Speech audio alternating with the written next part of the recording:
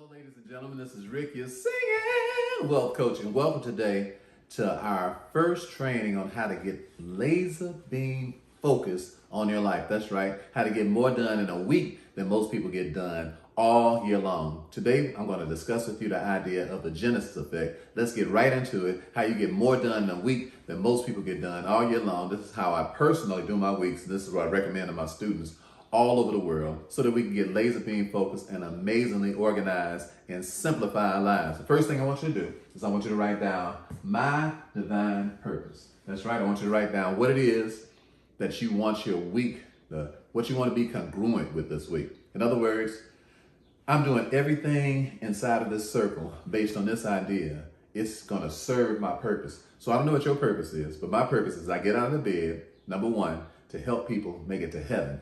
That's my number one purpose. And then my number two purpose is to help people get over the fear of people. That's my purpose. So my divine purpose is to help people get over the fear of people and make it to heaven. You write down whatever your divine purpose is, and then make sure that it's at the top of your paper every week so that you can investigate whether or not the things that you're doing, if they add up to that. All right? And then the first thing I want you to write down, number one, is your spiritual goals. Now, where did I get this idea from? I got it from a 94-year-old billionaire. I was taking some training from Darren Hardy. Darren Hardy is the ex-publisher of Success Magazine. Darren has interviewed the world's most prominent people. So he was on a yacht party with a good friend named Kevin Issachar. Kevin Issachar owns the largest port of yachts in the whole world, and they're in Fort Lauderdale, Florida. So Darren was at a party with Kevin, and Kevin introduced him to the gentleman who owned this particular yacht, a 200-foot yacht, and the gentleman's name was Conrad, but they affectionately referred to him as Connie. So they said, Connie, Mr. Conrad, he said, you can call me Connie. So Darren said, you are shining, you are glowing. I mean, what's going on with you? So Connie said, man, I really don't like to talk about myself. Darren said, please do, because I interview people for a living.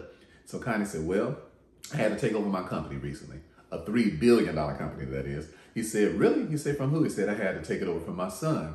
He said, you fired your son? He said, how old is your son, Connie? He said, my son is 71 years old. He said, you fired your 71-year-old son? He said, that's right. He said, why? He said, because he lost focus. He lost focus. He wasn't representing the company no more. He said, but if I taught him what I'm getting ready to teach you, I don't think that would have happened. So Darren was like, well, drop it like it's hot. Please teach me. I'm all ears. So he said, okay, I want you to take out a piece of paper and I want you to draw a cross on it. All right, just like this. He said, then I want you to divide it up into 4 different categories, all right? So the first category is going to be your spiritual goals. The second category is going to be your financial goals. The third category is going to be your personal goals. And then the last category is going to be distractions. In fact, he called it the devil's distractions, all right?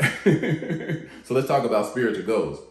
Every week, when I start my week, I just pull out this simple sheet of paper. This is how I get amazing things done in a week, and this is what I'm recommending to you. So the first thing I do is I write down what scriptures it is that I want to learn this week. All right? And then I memorize scriptures.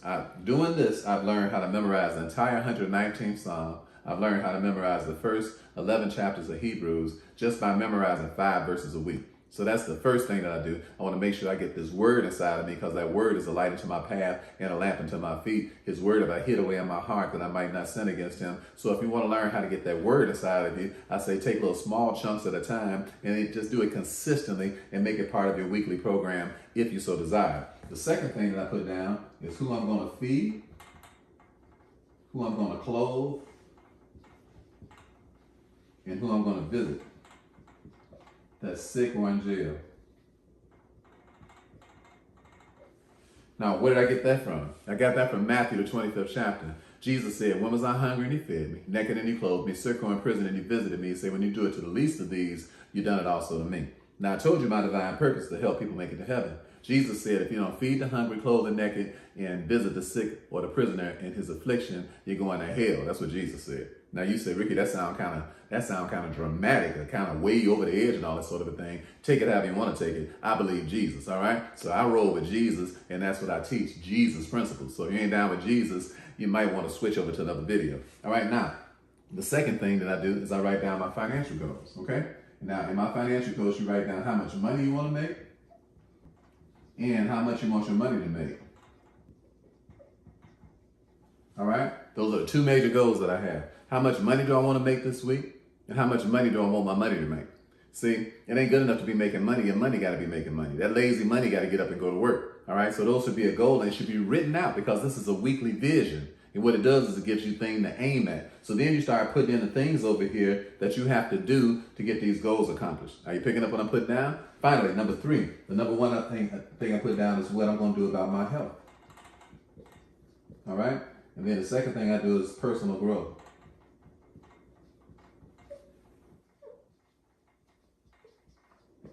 All right. So the number one thing I put down is what I'm going to do with my health. Am I going to go to the gym 3 days?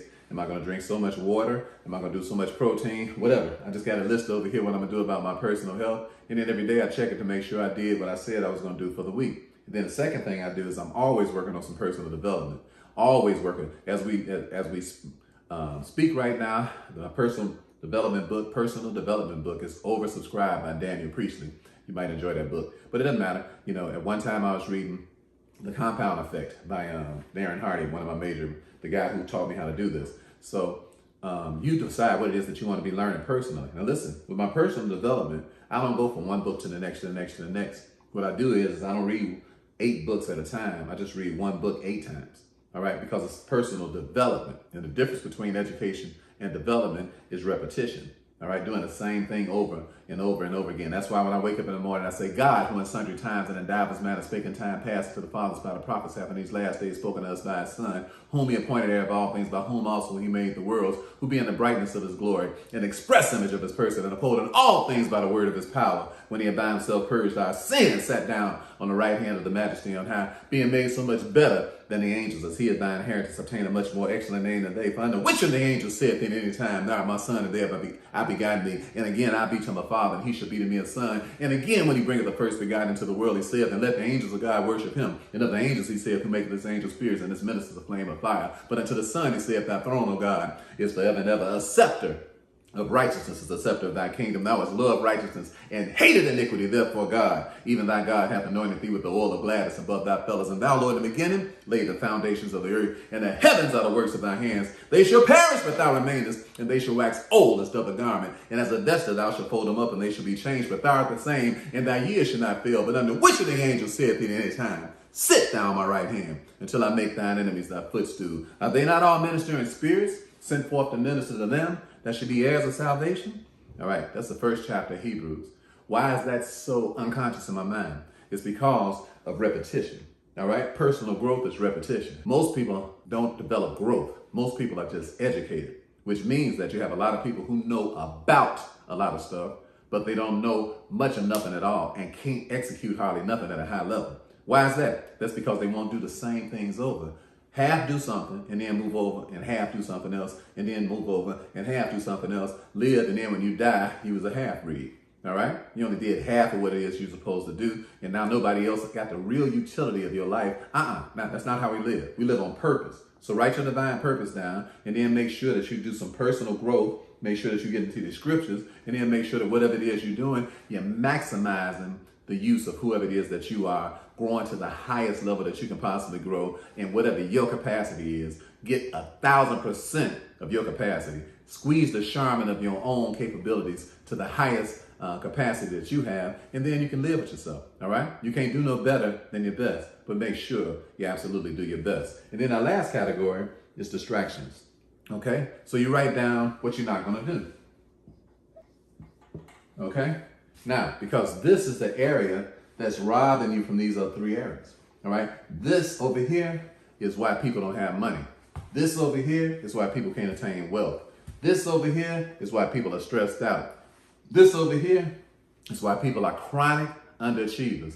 It's not good enough to write down what you're going to do.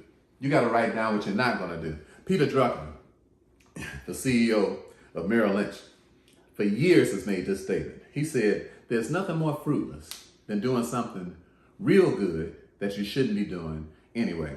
In other words, he's like, you over here in the devil's distractions, and that's where 80% of your activity is taking place. That's right, scrolling on the phone all day, all right, doing other people's chores, enabling people. Some of you parents, you got a serious problem with that, all right? You cook the food, fold the clothes, wash the kids up, and then put them in bed. I'm talking about your 35-year-old son. That's why they call him 40, a 40-year-old rapper, drinking 40s and he 40 years. Yeah, because he still lives in your basement and you still doing stuff for him.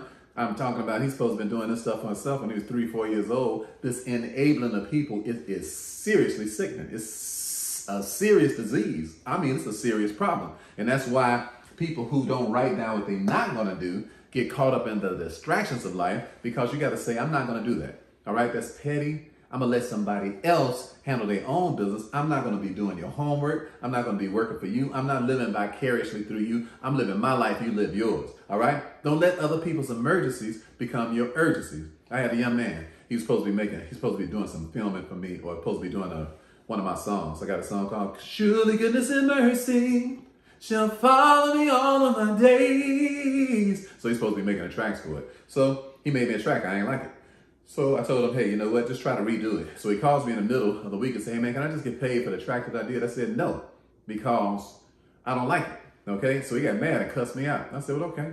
I just got to cuss him out. I'm real nice to people. I brought him over here to my house in an Uber, sent him back to his place in an Uber, and all of that sort of thing, because that's the way I treat people. I treat people good, not a little good, real good. You know why? Because I got total control over how I treat a person. Right? When I'm with a person, I make sure that they like the only person in my life. That's how I treat people. I don't get distracted. I don't let people come around me and I'm with you and I'm with them and I'm with you and I'm with them and we with 20 people at the same time. Cut it out. You want to be rich? You want to be wealthy? You want God to bless you? Then get singularly minded, okay? Stop with the distractions already, okay? Stop scrolling on your phone and doing something else at the same time. Stop doing 3 things, 4 things, 5 things, trying to do all these things at the same time. You know what happens? It dilutes your already fallible way of doing things. You already fallible. I'm already fallible. All right. We don't rise to the occasion. We fall to our highest level of preparation. We don't rise to the occasion. We fall to our highest level of preparation. Even our highest level of preparation is still imperfection. All right.